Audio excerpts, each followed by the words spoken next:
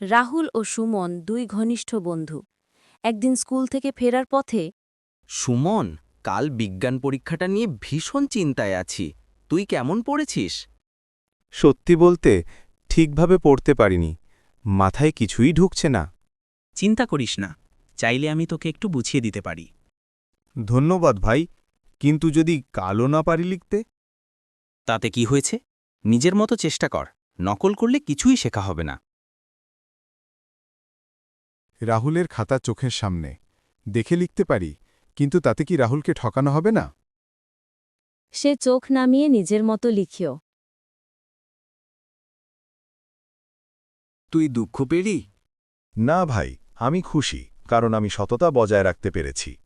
তুই বন্ধুত্ব আর জীবনের দুই পরীক্ষাতেই জিতেছিস। এরপর রাহুল প্রতিদিন সুমনকে পড়তে সাহায্য করল। পরের বছর তারা দুজনই ভালো ফল করল। সত্যিকারের বন্ধু সেই, যে তোমাকে সততার পথে থাকতে শেখায়।